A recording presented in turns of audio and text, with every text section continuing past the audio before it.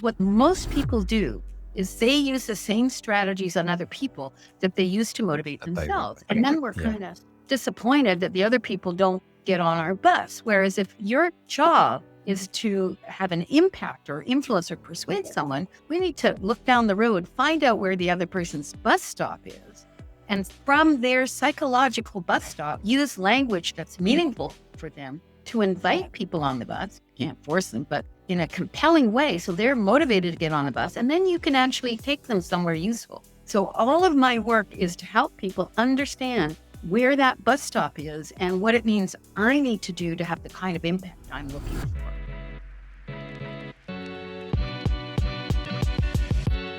Good morning, good afternoon, and good day. Here we are, Kallum and Conor, with the Unplugged podcast, number 68, and we are in for an absolute treat today because we have someone very special joining us, the amazing Shelle Rose Charvet, who's joining us, who's currently in Mexico, world-renowned name in the NLP field for many, many years, and I'll let Cal share with the world a little bit more about you, Shelle. Thanks so much, Conor. Today's guest is Shelle Rose Charvet, the queen of the lab profile. She's the creator of one of the most influential language and motivation models in the world, used to decode how people are motivated, how they make decisions, and what actually moves to action. She's also the author of Words That Change Minds, a foundational work for anyone serious about ethical influence and precision communication. I think there's some persuasion in there as well, Shelle. If you work with people in leadership, sales, coaching, or change, this conversation will sharpen how you listen, how you speak, and how you lead. Shelle, welcome aboard. Welcome. Oh, thank you very much, Kallum. I have one correction. I didn't actually develop the language and behavior profile. That was developed by Roger Bailey in the very late 70s, early 80s. And I've taken that model, which is based on the NLP meta programs, and developed a lot of different applications that people can use with only a little bit of training or even a little bit of tuning of how they look and how they listen. Excellent. Well, we can't wait to dive into that with you. Before we do, though, can you tell us a little bit about how you got started in this field? I know that you were there around the very early days of NLP. You told us a story just offline that I can't wait to get into. Can you just share a little bit about like beginnings? Yeah. Now, I didn't learn NLP at the beginning in the United States of America. I'm Canadian. I also have British nationality through my immigrant parents from London, England. And at the beginning, in the summer of 1982, I went on a trip to Europe and visited a number of different places. And I fell madly in love with this beautiful Moroccan man. And because I had British nationality, this is back in the days before the European Union, it was the common market. I was able to go and live in France where he lived. So I went there. I lived with them for a grand total of 6 weeks. And I said to myself, winter is just not the same as summer. So I moved to Paris, and through one thing and another, I got a job in a training company. And we were training communication training, speed reading.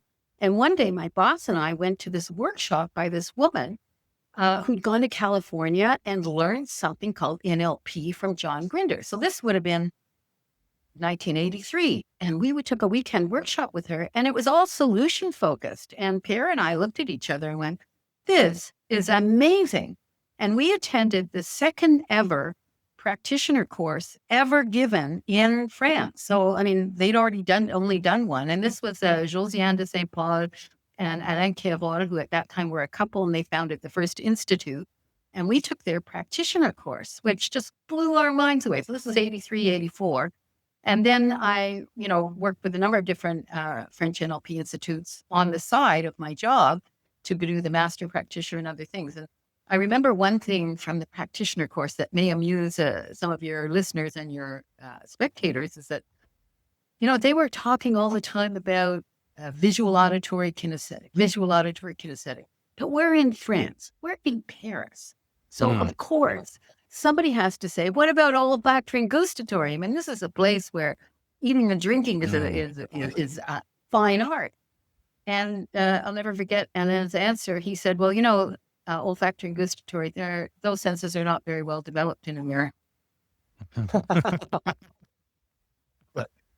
a bit of insulting to maybe part of your audience, but I've never forgotten that because I thought it was hilarious. And yeah. So I learned NLP back then. Hi there, this is Conor and Kallum from Connekt Coaching. Hope you are enjoying the Unplugged podcast. Nothing lights us up more than seeing businesses thrive, especially in uncertain times. We have 32 combined years of doing nothing but mentoring and training businesses from around the globe in order to increase their revenue and thrive in uncertain times. So what we would like to do is share with you a little bit about what we've discovered over the last 32 years. We've created this amazing business model called the Forever Business Model, and we want to give it to you for free. All you need to do is jump down into the description below. There's a link there called Steal Our Forever Business Model. Click on the link. There's a 9-minute video that you can watch where we unpack everything you need to know to implement it in your business right away. And how I was using it was in my corporate training. I was teaching assertiveness training, negotiation training, and you can imagine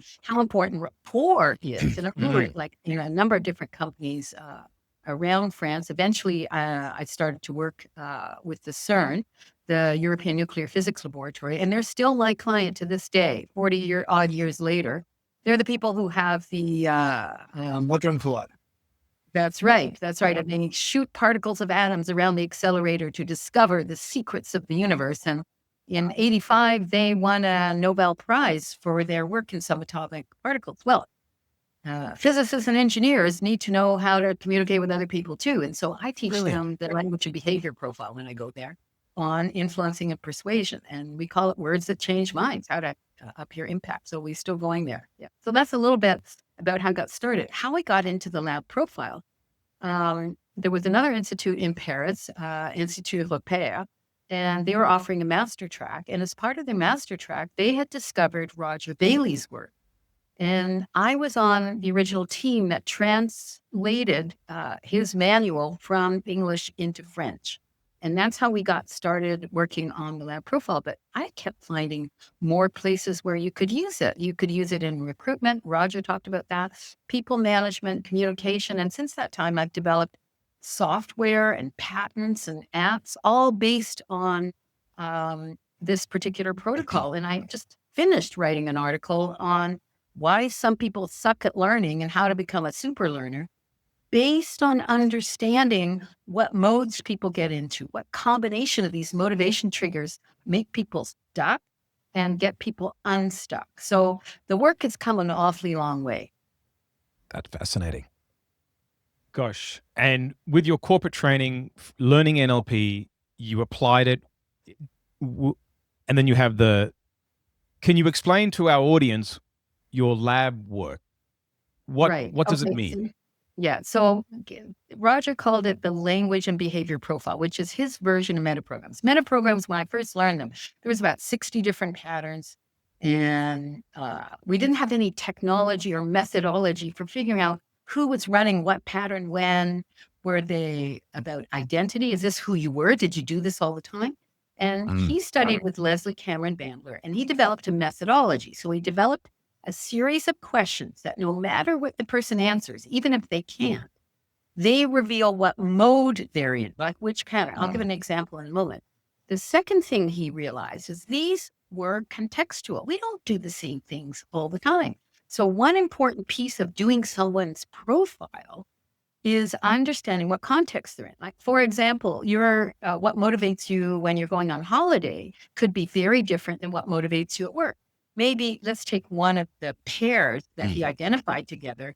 Some people are very goal-oriented, or as we say in meta programs or in the lab profile, toward-oriented, motivated to achieve a goal, which means if you don't have a goal, you don't feel so motivated. You know, like when you attend those meetings and nobody says why we're here and people keep talking and you don't know what the purpose is. If that demotivates you, you're in a toward mode.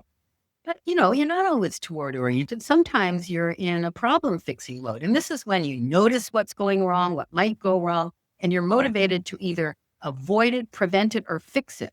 Well, moving away from things you don't want. Well, some people go on holiday to go do things. And other people go on holiday just to get away and have a break. Well, those are two different kinds of holidays, right? The same in your work. Are you motivated to fix things, or are you motivated to achieve things? And when? So then the context is really, really important.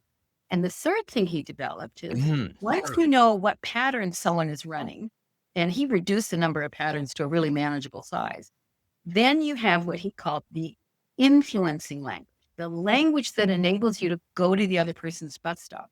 Because what the most people do is they use the same strategies on other people that they use to motivate themselves. And then we're kind of disappointed that the other people don't get on our bus. Whereas if your job is to have an impact or influence or persuade someone, we need to look down the road, find out where the other person's bus stop is, and from their psychological bus stop, use language that's meaningful for them to invite people on the bus. Can't force them, but in a compelling way, so they're motivated to get on the bus, and then you can actually take them somewhere useful. So all of my work is to help people understand where that bus stop is and what it means I need to do to have the kind of impact I'm looking for. That's it in a nutshell. That's all I do.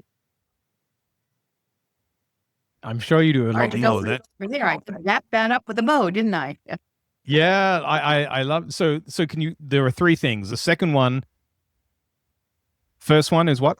And what's the questions, no matter what the person answers, and even sometimes when they can't answer, you know what pattern they're running or pattern.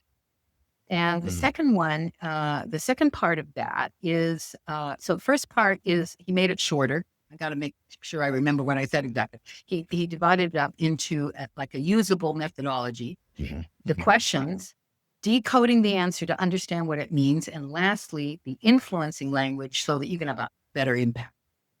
Like you know people who are skeptical. Sure.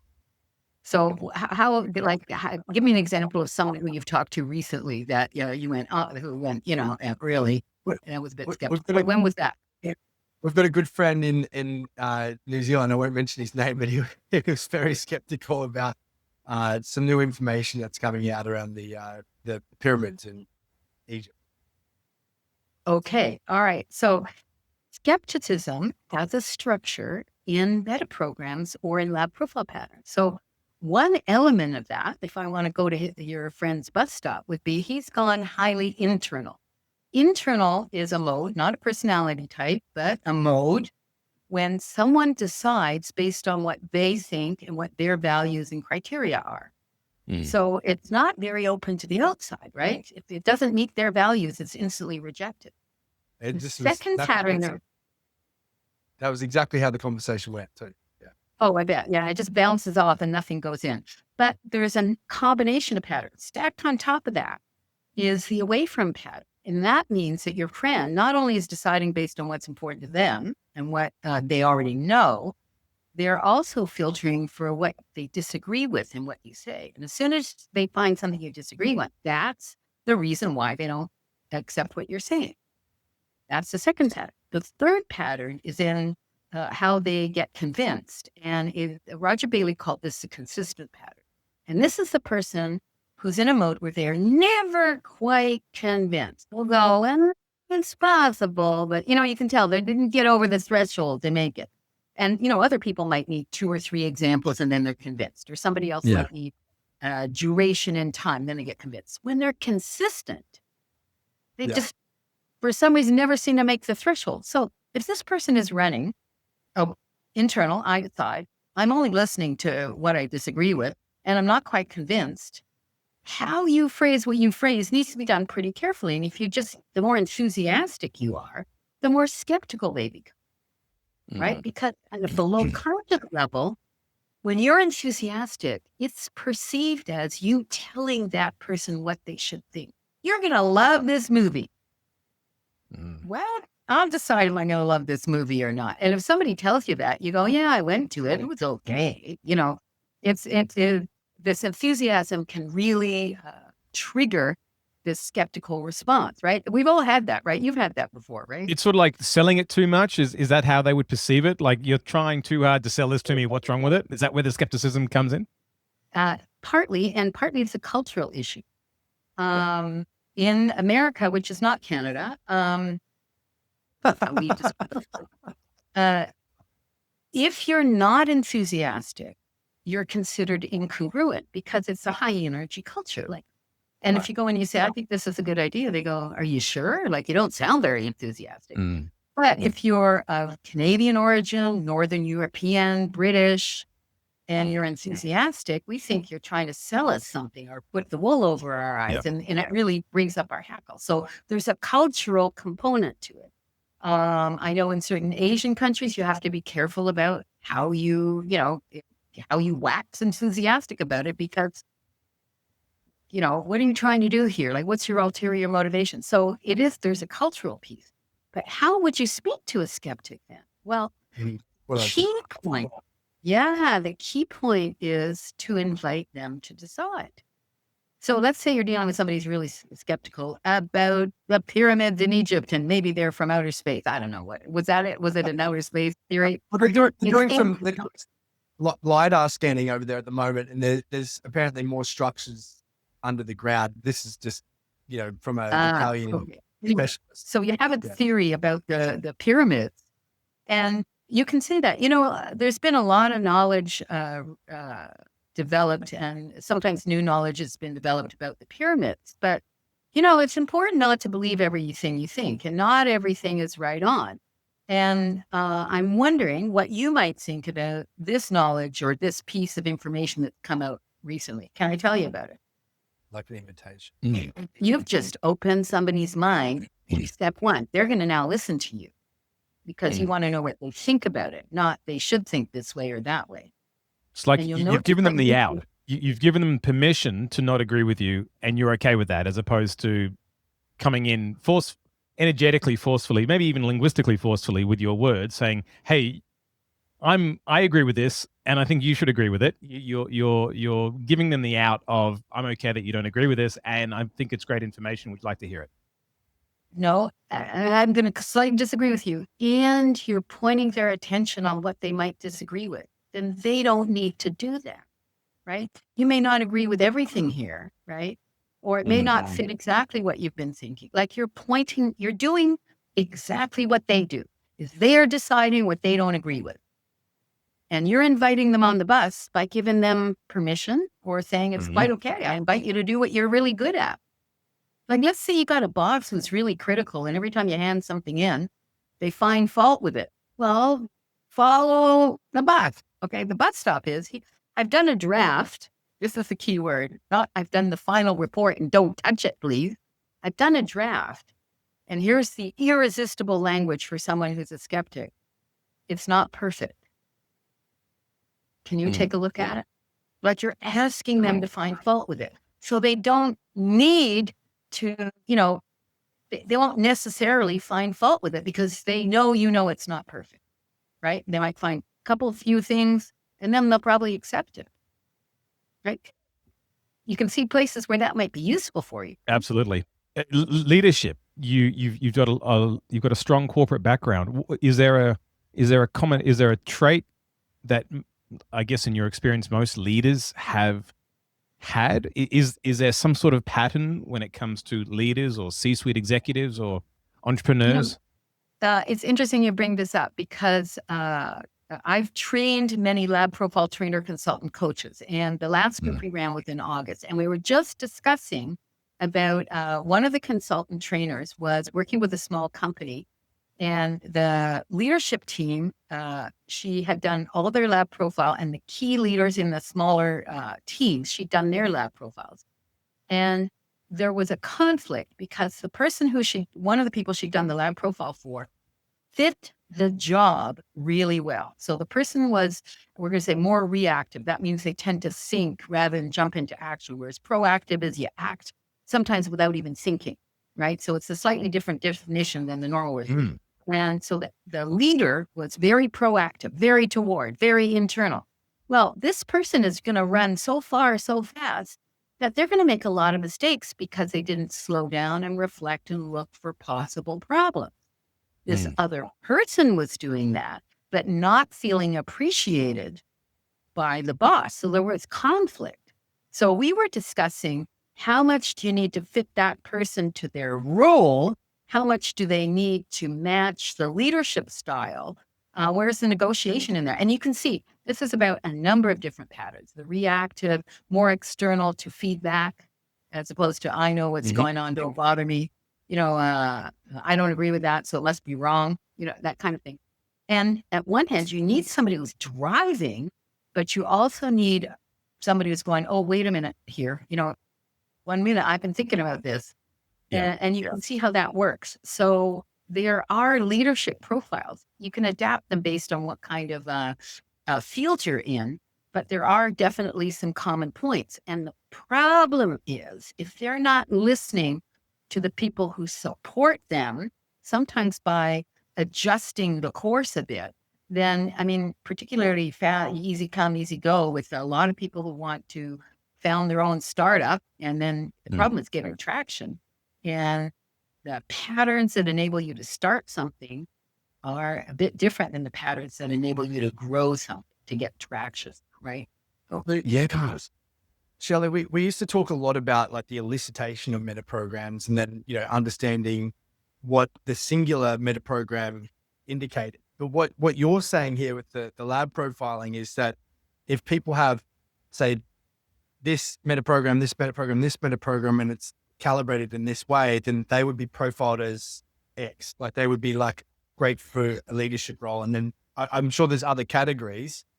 Can you explain like what the profiles and then what the characteristics underneath might indicate? Because I find that absolutely fascinating. We never really went into that.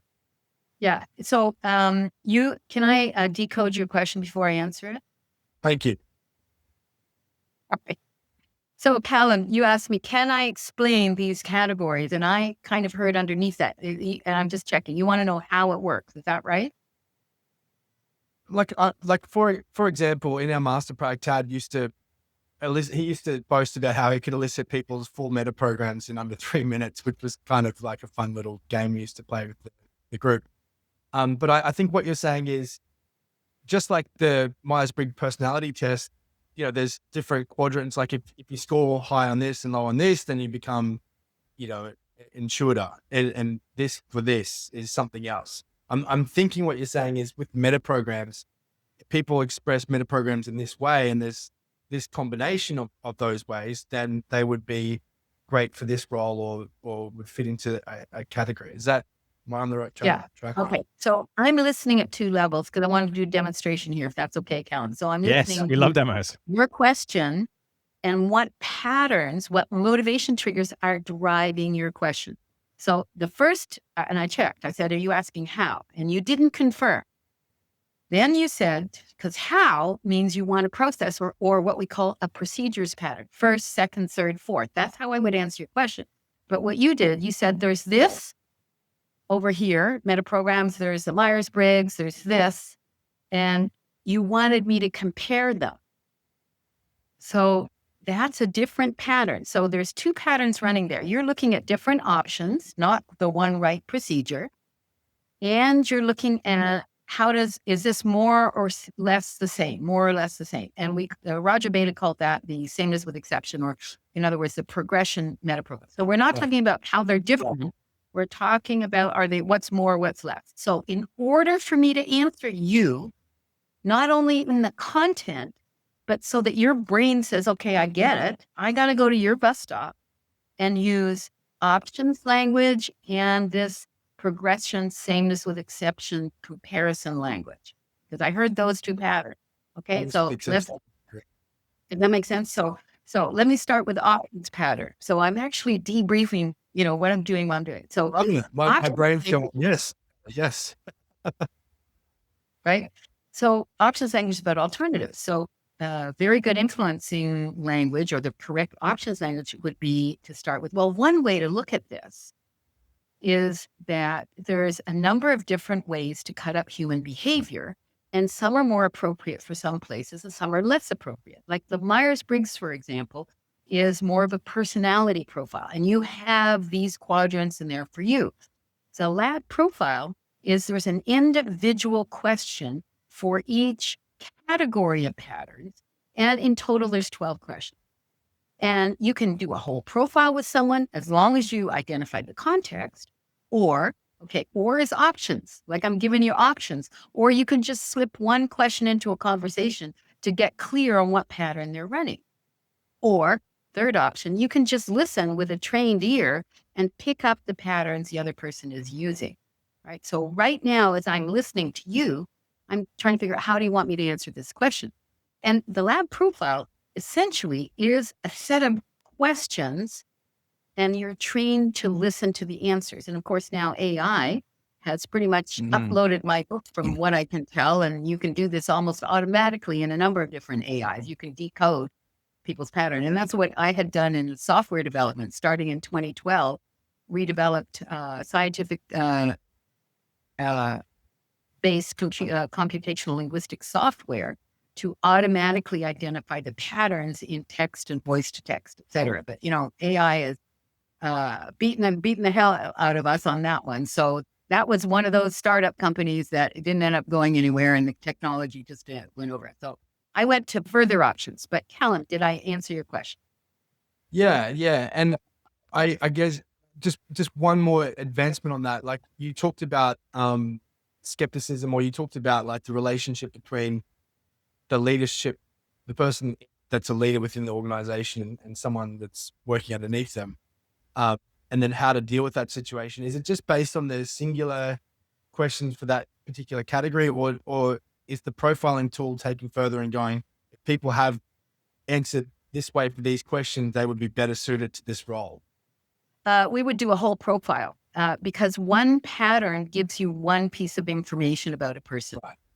And people are complex. They're doing many things at the same time. In fact, the easiest way to learn, and this is how meta programs are typically taught, is to learn one category of patterns at a time, internal and external, options and procedures, toward and away from, things like that. But people don't only do one thing at the same time. So although we learn them one at a time, what the next step in learning, that's procedurals language, procedural, how to get better. The next step is combining the patterns. Like I gave you a couple of examples, like the skeptical person tends to go into internal and away from and consistent. That's what I meant. That's the skeptical had like this. Is there other things like skeptical that person, we could almost expect that person would have, like someone who's maybe highly worrisome, for example, or someone who is something gets to burnout. Let's take that for an example. Somebody who's burnout. Okay, a lot of people are stressed right now, and they should be. I mean, a lot of changes and a lot of uncertainties are going on, and people need to pay attention and figure out what they need to do in aid of all this stuff. And burnout, people who are prone to burnout have a combination of lab profile patterns. The first one is they tend to be reactive. Reactive means I think about things. I don't jump into action. So I'm thinking about things. But what are they thinking about? They have an away from pattern. They're thinking about all the things that are going wrong or could go wrong. That's a combination of two. Number three, they tend to be in external load. And external load is when you need feedback or guidance from the outside, including the internet. It could be, okay, no, I'll have to research that and it'll tell me what to do. Or feedback, things that people say, just go in, right? So they're in external load. And remember, none of these patterns are good or bad by themselves, but in combination, they add up to certain behaviors. And this is one of the things in the advanced training. We teach people how to add these up. We first teach them what each of the patterns mean, and then we start putting them together. So they're reactive. They think about away from what is going wrong. They let things go in. It doesn't bounce out like water off a duck's back. It just goes straight in. They're person-oriented. So they're focusing on other people rather than thing or task-oriented. So imagine, and the last one, and this is a separate category of patterns, is the stress response category. In the stress response category, and that's how do you respond to something that's stressful that's going on? There's three patterns.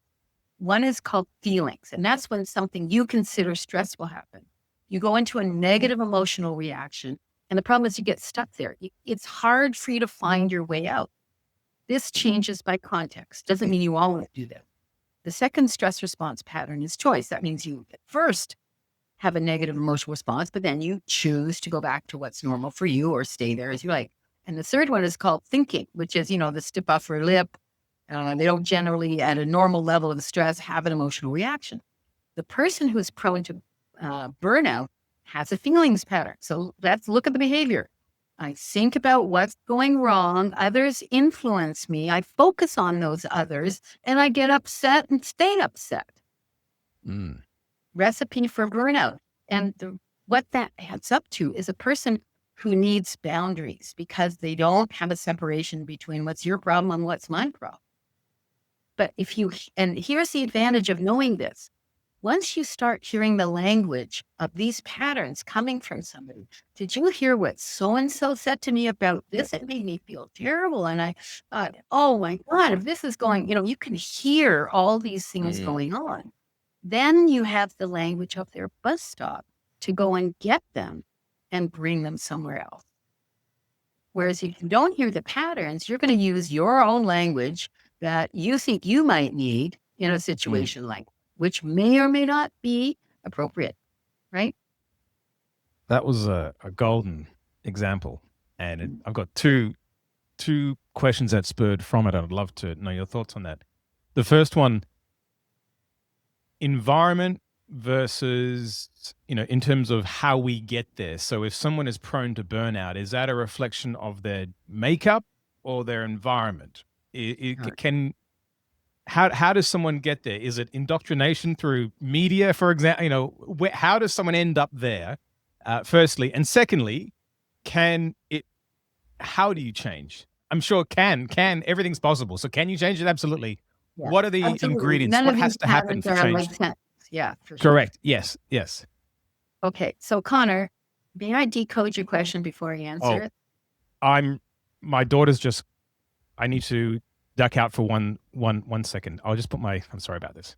Okay. Do you want me to answer this now or wait till you come back? Oops. We can answer it now. I'll catch the replay. All right. Okay, good. Okay. So I can't check with Conor because he's absent. All right. But what Conor's question did, he started with the question, how? How is a procedural question? How does this happen? But then he switched into why. Is it because of this and because of that?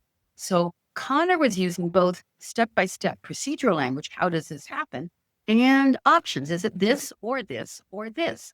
So for me to answer how Conor needs to hear that, I need to both talk about the steps and why else. Does that make sense to you, Kallum, in terms of how I answer? Yeah, I heard that too. All right. Okay, cool. So I have some bad news in that case. Every few years or so, the answer to that question shifts in the research. So your environment and the traumas you faced have a huge impact on you, and therefore you have these habits in certain contexts. Or you have a predisposition. That's the nature versus the nurture.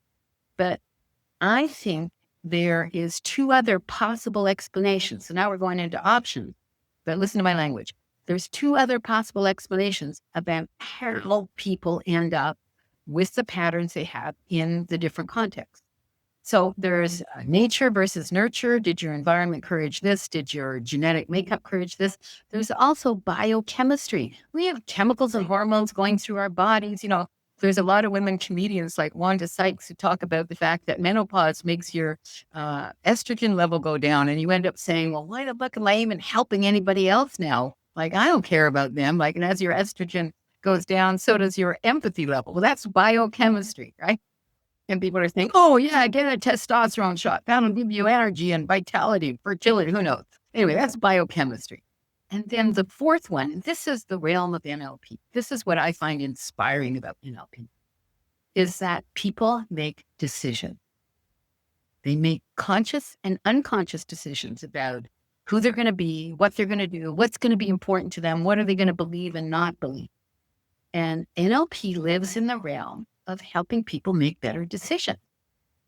So it could be nature, could be nurture. Yeah, it could be your biochemistry at any particular time, and it can be your decision making. And the whole reason most of us get into NLP is to not have a life sentence. Like, I have this issue I'm stuck with. And you can listen to people. Connie Ray Andreas, who you also interviewed, I know, talks about this present, this universal present. And you know that someone's stuck then. My boss is a jerk. And she would say, that means my boss used to be a jerk, is busy being a jerk, and forever will be a jerk. Well, that's a life sentence I've imposed on my boss, right? So, Conor, we were just saying there's 4 different ways how you get these things. I appreciate that. Thank you. It's the last day of school holidays here, and my son came down and said, "Kara's just cut herself with a knife," and I was like, "I've got to go." so that she's okay. Okay, that's good. She knows she shouldn't be cutting fruit without an adult. But it's just a slight cut. So Do you know, in Canada, my fault. we have an ad that plays every year at the end of summer holidays.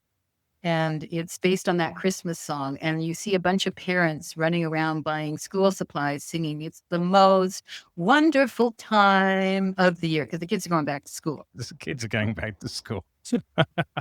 Anyway, glad I'm glad you're okay. Yes, my heart jumped out of my chest for a second. Yeah. Yeah.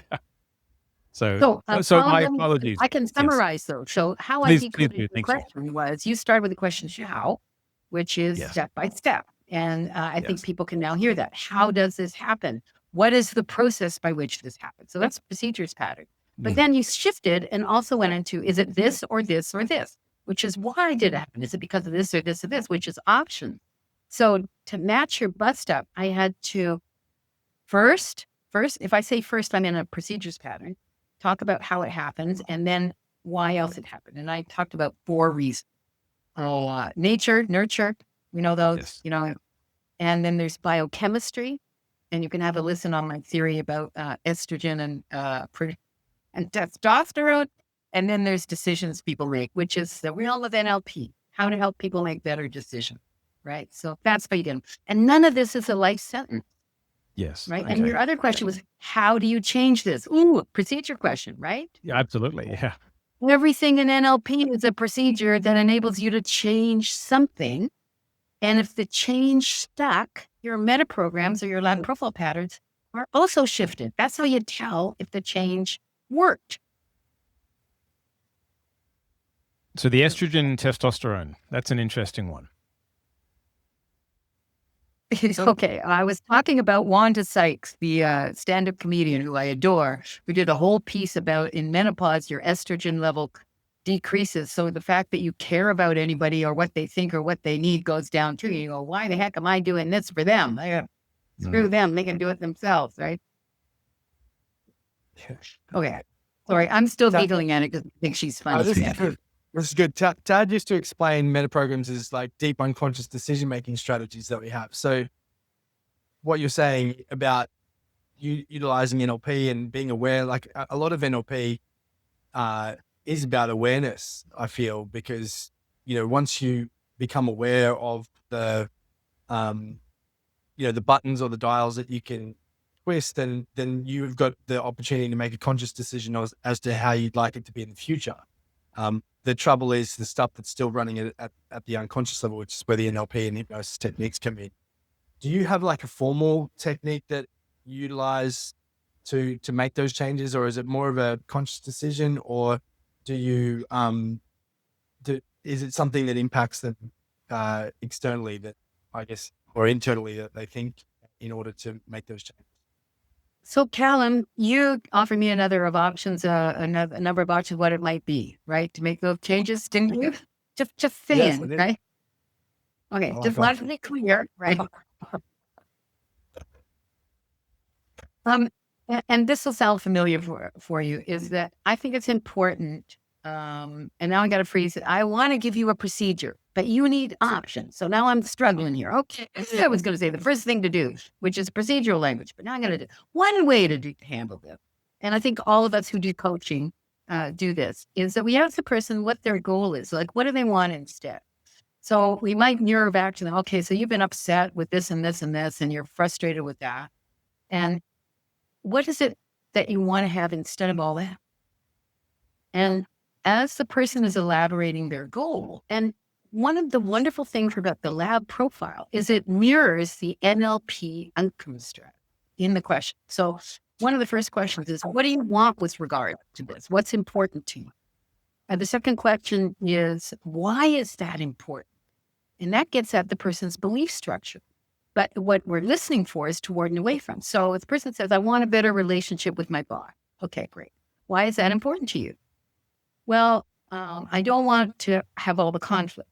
That's away from language. We're getting what their patterns are. Or they could say, well, it hasn't been very good, but I think it's got potential to be better. And I think if we communicate better, we're going to be a more effective team and have more fun. We'll get these benefits, move towards these benefits, as opposed to, I want to move away from these consequences. Well, the next question, which is a standard outcome strategy in NLP, is how will you know if you got a better relationship with your boss? Well, it's internal, external. I'll feel it. Okay, watch what the person does with their hands. If they're doing this, it's internal. Or my boss will be saying nice things to me. That's external, right? So those questions that are standard outcome strategy questions kind of overlap with the lab profile question. Isn't that kind of cool? So that you are actually modeling how they're putting together their outcome. And usually they'll also tell you the structure of their issue as well at the same time.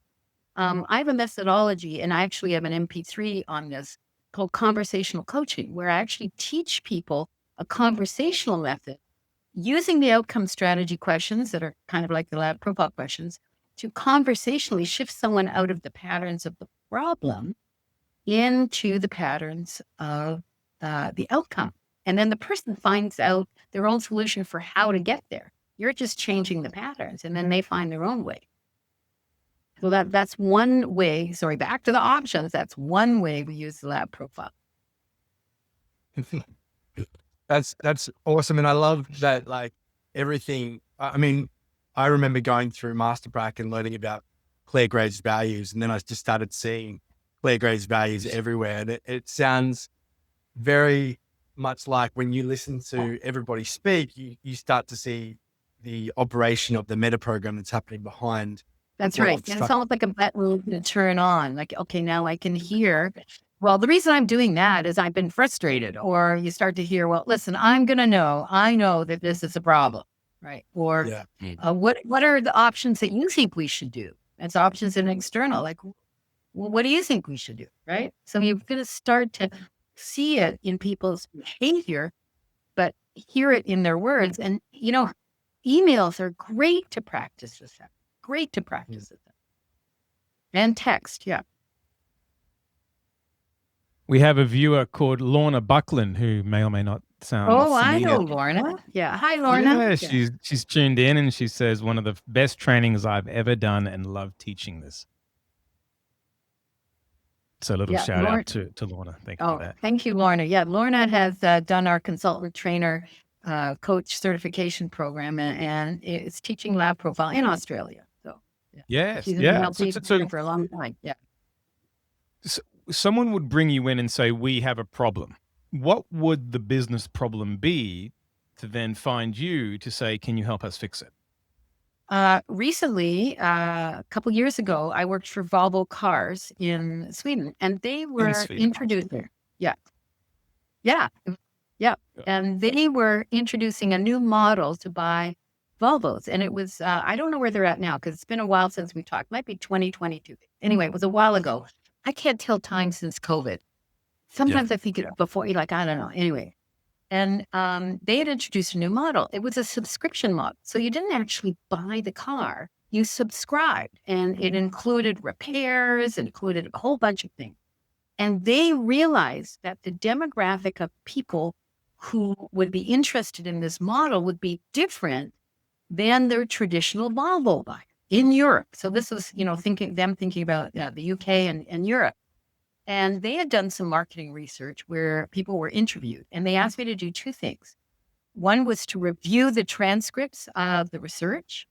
And then secondly, to work with their high-level marketing team to map out the sequence of steps in the typical buyer process for this new buyer. Now, what marketing normally does is they do demographics, how old, how young, what ethnicity, years of education, blah, blah, blah, blah, blah. But they don't do this kind of psychograph. With the lab profile, you can map out the sequence of combinations of patterns that people do in their buying process, not your selling process, but go to the bus stop and how do they make these decisions? I've done a lot of work for software companies, just exactly like that. So ERP software, done work for large ERP companies. And guess what? In companies that use ERP, there's a trigger that makes them say, hey, maybe we need a new ERP.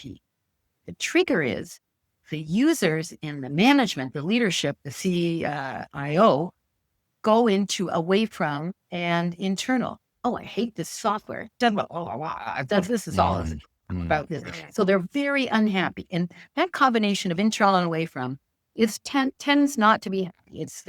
Something's wrong.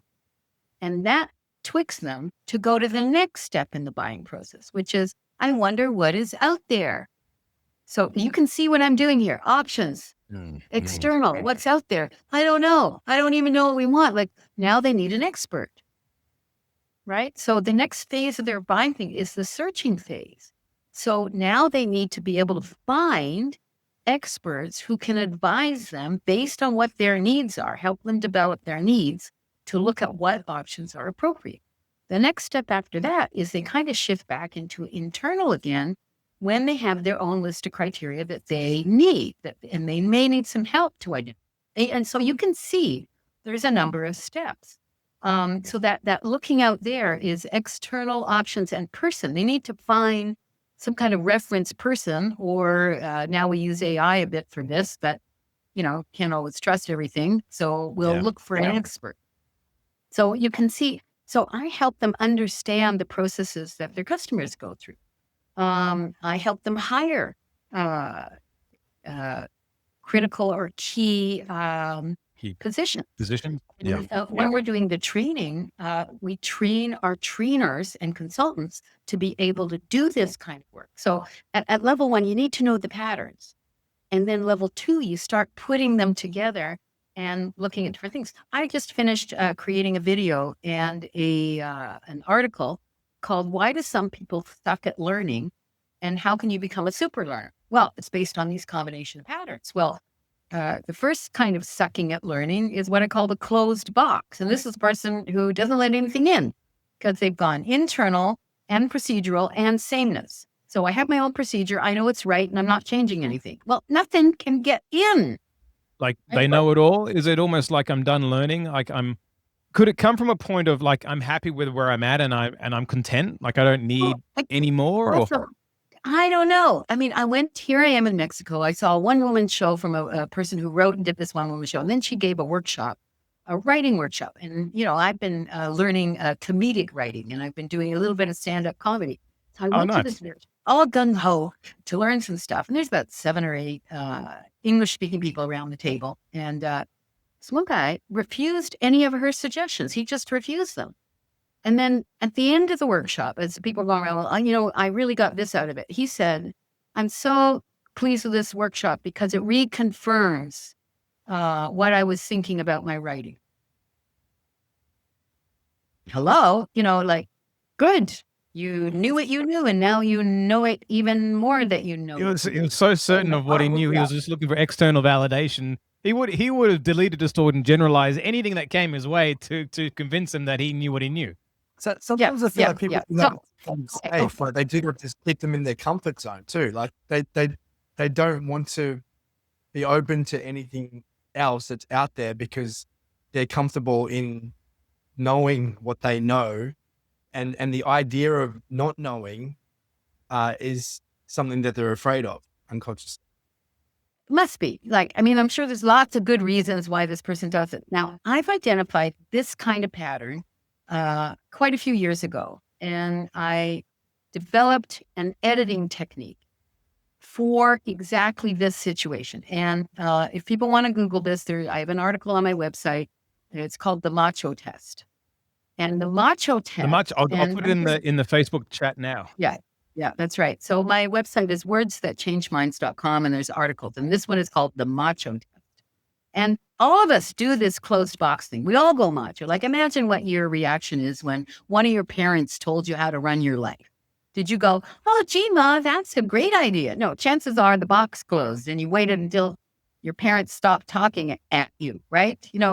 So we all go macho. And my definition of macho is someone who knows everything there is to know. That's what they're running. It's a pattern they're running. We all do this, right? someone who is perfect in every way, right? We get this in companies all the time. When I work in the finance area, oh my God, there's so many of you. If there are problems, they're clearly of someone else's making because I am perfect in every way. And the last element to the macho pattern, as I call it, is I am bigger, better, smarter, more well-paid, more important than anybody else in the room. So if you accidentally do something like this, I'd like to share a new idea with you. New. That goes again. I already know everything. So they're going to argue with you about whether or not the idea is new rather than discussing the idea. Mhm. So the macho test, and I'm sure everybody's done this before, takes you through a number of questions about your presentation, your email, your proposal, whatever it's going to be, and makes sure it doesn't run into or cause the macho pattern to get even worse. Right. So, for example, instead of saying I have a new idea, you might say, you may have already considered this, blah, blah, blah, blah, blah. Like, so you don't have to prove you're the biggest, you're the best, right? So there's a number of elements and then the solution to that. So interesting. We do a lot of sales training, and there are gurus that say, no, you have to be forthright. You have to tell the prospect what they need and what they want. And then you have, you can't use, what's the word? Permissive language. Wishy-washy language. Yeah. Wishy-washy language. Yeah, exactly. And I guess it's this macho test. What you were talking about is that accountability. I'm sure they don't take accountability as well. So it's in my head. I'm like, is this a narcissist? Is this someone who nothing? More lately we call everybody narcissist, but we all go macho, right? I mean, if I tell my husband, and I should know better than anybody, right? Because I'm the queen. If I say, listen, you got to do this. Right? Or the worst thing the couples do, we need to talk. Like, box goes closed, right? And in sales environments, when you're too assertive, you get a pissing contest, right? But what if you were confident and inviting? So one of the techniques I teach people is what I call the suggestion model, and it uses these lab profile patterns. So step one, you start with a suggestion. I have a suggestion that you may wish to consider. Step two, you say what problem it will solve. So the suggestion is influencing language for internal, right? So I have a suggestion that you might wish to consider. It might be something you've already thought of. My suggestion will prevent X problem, away from language, and give you X goal or benefit that you said you wanted. And lastly, why it's easy. And it won't take much time to implement, right? That's a suggestion model. Well, imagine you do that with a body language and tone of confidence. You don't then get into a pissing contest. You can have a real conversation, right? I love that suggestion model. So the first one is, what are the steps? Those four steps. The 4 steps, right? And step one, make a suggestion. So it's the language of suggestion, not you have to, you gotta, we need to. I have an idea you may wish to consider, or here's something that might help us out in this particular situation we've been discussing. It's a suggestion, which implies an invitation for the other person to decide. And that's why it's good for somebody who's gone internal. And then if they happen to be a little skeptical, we do the away from piece first. It solves or gets rid of this problem. It enables us to achieve this benefit. And then the last, so problem solved, prevented, or avoid, that's step 2. Benefit gained, step 3. Step 4, why it's easy. Okay, so it not only does it enable the person to be open-minded, it's motivating because you didn't just end on, like, and I've had so many people on, and it's going to be really hard for us to get there. We'll talk about the most demotivating thing a leader could say to a group of people, or a salesperson go, well, it's a complicated product, like. We have a client, and they're a really huge global, billion-dollar global organization, and we do some work with them up in Sydney. And the CEO, we went up there for sales training, and my ears were like, oh, literally said, guys, sales is hard. It's hard. You have to slog yourself. And he really drove in deep about how sales is hard. And in my head, coming from an NLP background, it's like, okay, we can do a little bit of away from, but we got to really shift that focus towards, because I understand that there's a problem. Now let's start giving some solutions, but there wasn't any. And it sort of just, the team just sort of sat in that sales is hard, and I had to sort of pick it up. And my job was to literally just to shift their focus immediately, saying everything's hard and tying your shoes is hard unless you have a strategy. Now let's focus on strategy and how we can nail this. And what super reframe? What a super reframe. Oh, Conor, I love that. And the environment is challenging. And I think, particularly in sales, away from is really, really important, because people will buy things quicker to solve a problem they have than to get a goal. Yes, right? yes. Or the pleasure pain principle. Really important. Yeah. But the environment is hard. I heard a CEO tell people that the recession is on and things are bad. And, if they don't make their quotas, they'll say, I went, what? Don't tell them that. They were thinking out loud. And I said, do not say that. Right? You can say the environment's hard. It's going to be a bit more of a challenge to reach our sales targets. And that's why, that's a link. Yes. Linking is really important. That's why make that extra call at the end of the day. That's why if you can plug in a few more calls in the morning, that's really going to help you avoid this and get that, right? Yeah. So, for sure. And, you're talking about how important leaders are in terms of that morale and the motivation level of their teams. I mean, we know from research that people's most important relationship is with their immediate boss. But imagine, how many people the leader of a team or an organization influences. And if they're not thinking about their audience and the impact of what they say and what they do on their audience, they're missing huge opportunities to have high-performing teams, right?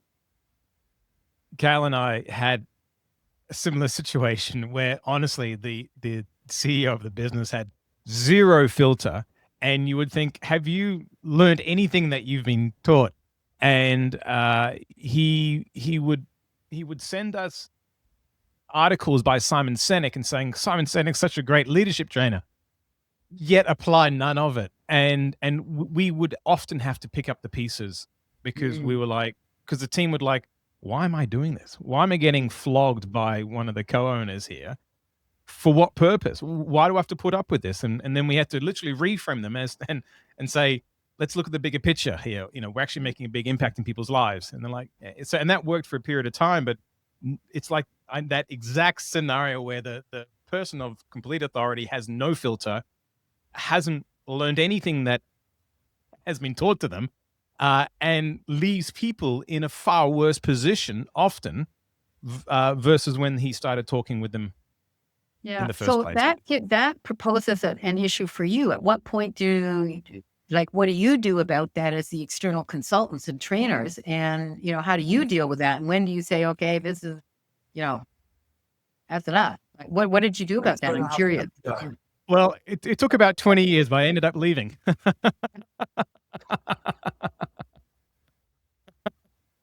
Shelly, I know this is a little bit off topic, but I need to go back to it. This is just I guess a selfish question from me.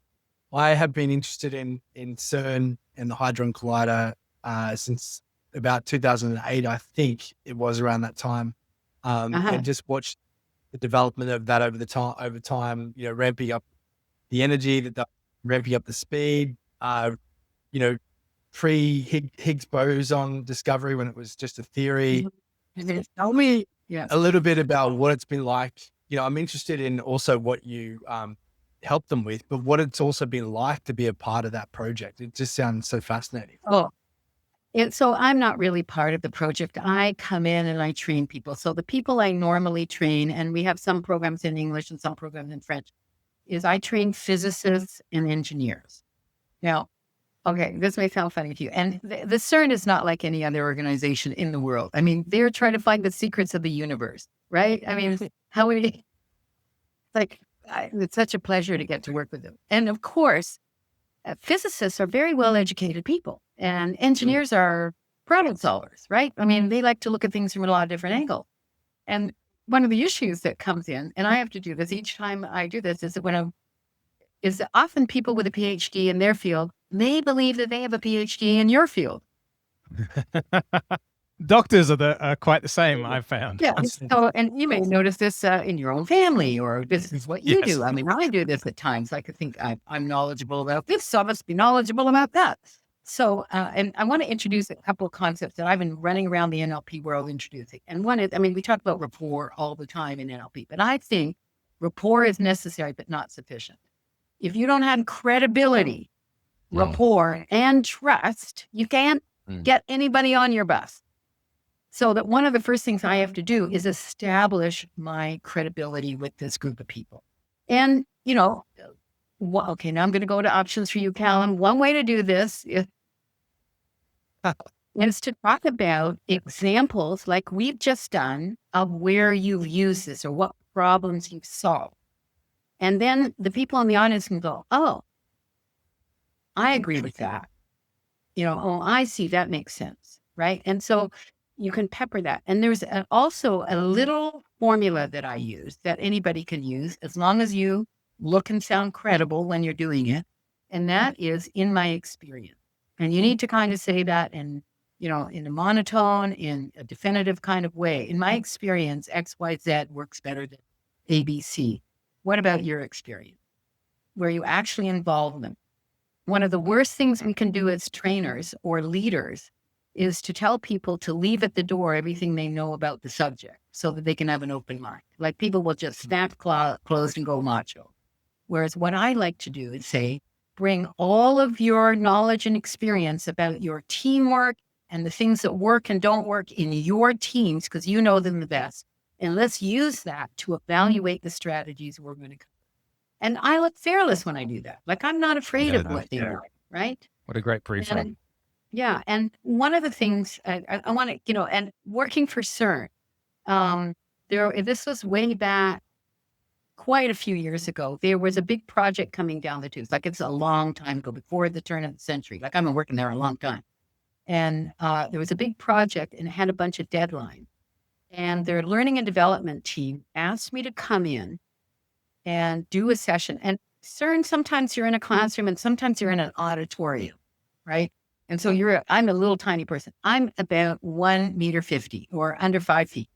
And I'm a little tiny person. It's a big thing. And we were working with a whole group of team leader physicists and with their key engineers, because they are inventing tools and techniques to do stuff. And there was one of the deadlines that was coming down. And they were worried, hear the away from, that they weren't going to make deadlines. And they wanted to give these team leaders some tools for getting people motivated, getting them motivated to speed up, to be more effective. And the lab profile is great for that, along with the suggestion model and another technique called the bad news formula that I developed. The bad news formula is how to tell somebody something they don't want to hear, right? And it's not to make them happy, but it's to reduce the distress that they feel. So we did a whole workshop with the CERN team leaders on that, and they went away really, really happy. And it's interesting. They're an amazing group of people, and you know they have huge communities at CERN, that people that meet each other outside of work. It's a community there of people who are all working to find the secrets of the universe. So it's really it's very cool to work there. Yeah, I mean, they're the best of the best at what they do. And, you know, there'd be some pretty incredible minds there. I'm curious as to what unique attributes you've seen that they have that make them so suited for that special environment. Is there something that you picked up? You're going to laugh at me. They're very detail oriented. Well, if you're looking at subatomic particles, you got to look at little tiny things. Yeah. Right? Yeah. And the problem with being very detail oriented, and that's a lab profile pattern, meta profile as well, specific versus general, is to know, and I think this is a leadership quality, is when do you need to zoom out to the big picture and when do you need to zoom into the detail? Because how do you figure out what's relevant and what's not relevant? And so a lot of time when I'm doing executive coaching, I am helping my clients like zoom out to the big picture to determine, with regards to a goal, what is relevant. Right. And physicists and tend to get into the detail. And I think that one of the things they can learn is how to zoom out. That's cool. That's super cool. Yeah, Buzzy, you've done some incredible stuff. And one thing that you shared offline before we started was around when you did your trainers training for the first time. Can you tell us just a little bit what that was like? We've got a lot of listeners that have done work with Dr. Tad James before, and just what it was like back then with Whitewood Small, and what what the scene looked like then. What it was, what was the vibe? Right. So, I did my first NLP trainers training when in Paris with the Institut Repair, and it was a year-long process. And I was busy getting divorced and trying to decide the meaning of life at the same time. So I never completed it, but I did the second one with Wyatt Woodsmall and Tad James when I moved back to Canada. I moved back to Canada with 2 babies and 2 suitcases and went, where the hell am I? Like, this doesn't look familiar anymore, and I had to move back in with my mom, and the big joke in the family is you grow up, you leave home, 10 years later, you're back with your kids. So anyway, and I didn't understand that in Canada and America, corporate trainers, people weren't buying training. In Europe, there were illegal mandates that said people had to invest, companies had to invest in learning and development. They didn't have anything like this. I had no idea. But I was bringing NLP back, and I was looking for NLP people. This would have been 1989. And I think right about that time or a year later, Tad and Wyatt came to Toronto, and I took a 3-week trainers training with them. And it was crazy. They had about 80 people in the room. They had a bunch of assistants. We were going from 1 p.m. to about 9 p.m. I think that's the standard model. And there was all these assignments going on. And then Wyatt was a real champion guy with standard brand and talking high speed, monotone, and machine gun you a detail. And I went crazy at the back because I'm not all that detailed. Like I have to really force myself to stay focused on details. And so at the back, I would rolling up spitballs and throwing them at people.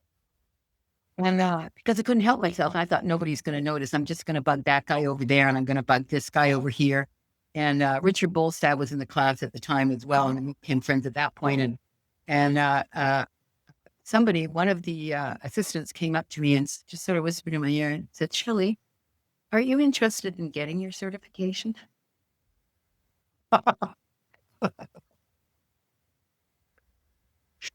And I thought, oh, I got to smarten up. I can't be one of the bad kids in the back here. But, and Wyatt would do this high-speed monotone. And it was really hard for me to follow. But he had like so much content stuffed into it.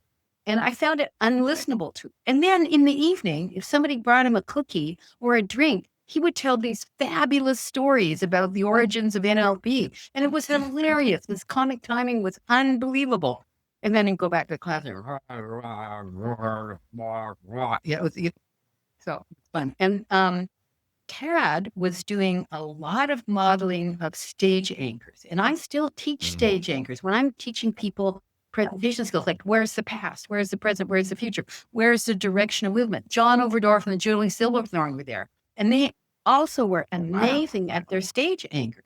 And so they would pull whole audiences from a stuck state into an exhilarated state. And it really made it clear to Tony Robbins how he does what he does, right? How he does that for stadiums full of people and energizing. And that was way back in the late 80s, early 90s, right? Yeah, they're amazing names.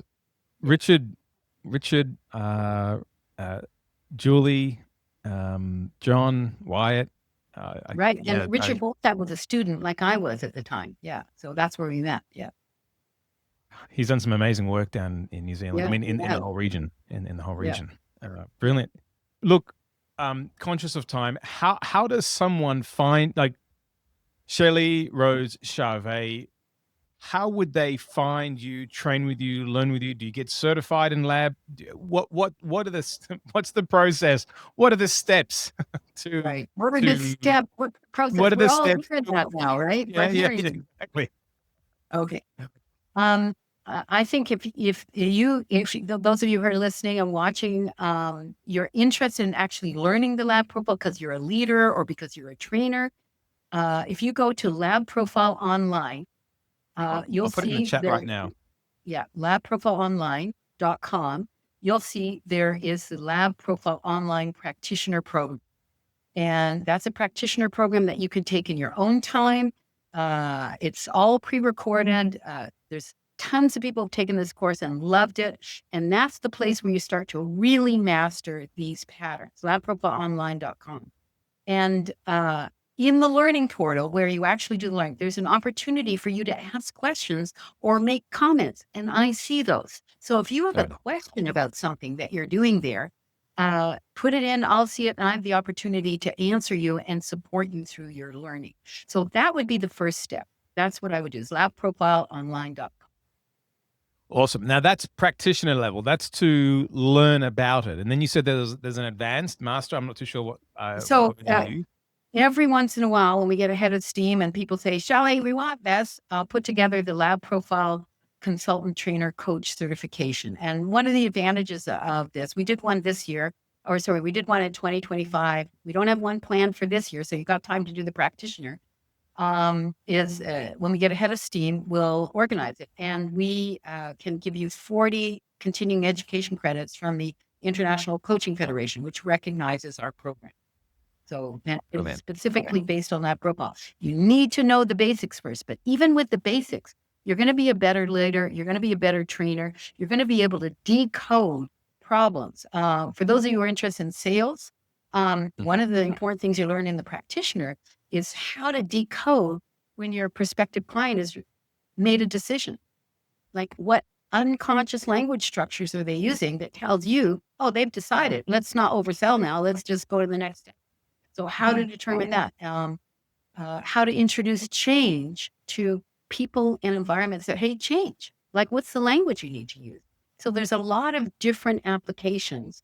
And I want to make sure it's no risk for anybody. So if you sign up for it and for some reason it's not for you, you get 2 full months to decide, no, it's not for me and I want my money back, and we'll refund your money. So no risk.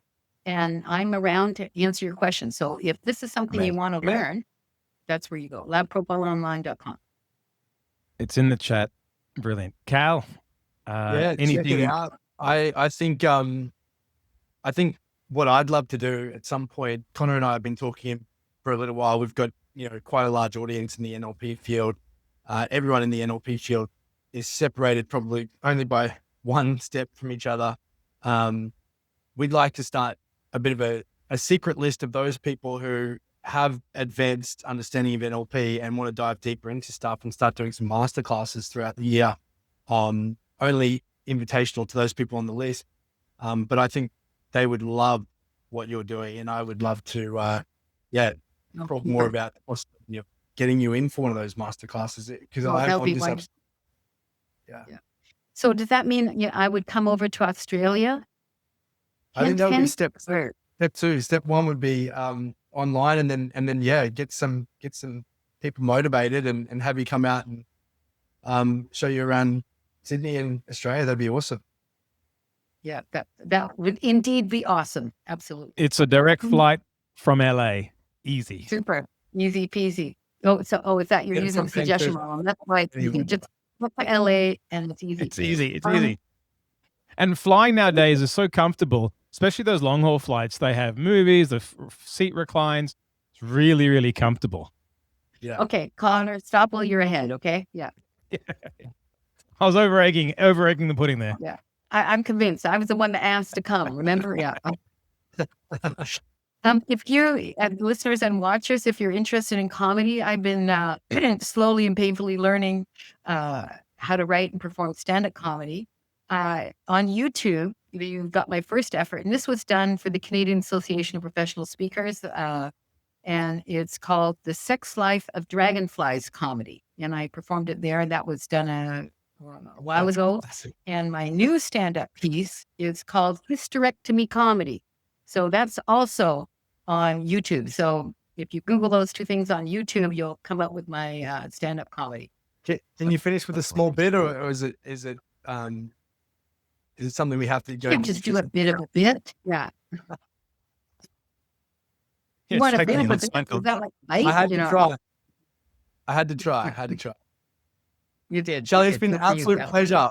We have loved speaking to you. We don't normally go this long on the podcast, so that's a sign of just how much we've enjoyed it talking to you. And I know I've just enjoyed it too. Thank you for all your input and your, the examples that you brought up are great because, people need examples to understand the point you're making. And you brought up tons of great examples. So that's super. Yeah.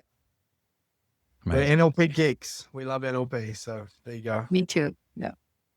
Amazing. Thank you very much, everyone. Thank you, Shelly. Thank you, Kallum. Thank you very much for watching the Unplugged podcast with Kallum and Conor from Connekt Coaching. Hope you loved this guest this week as much as we did. Cal? What we wanted to remind you of is that if you wanted to steal our forever business model, which is perfect for all sorts of businesses around the world to start to build extra revenue in your business right away, get instant access by clicking on the description and going into the link below, watching the 9-minute video where we unpack everything. See you next time.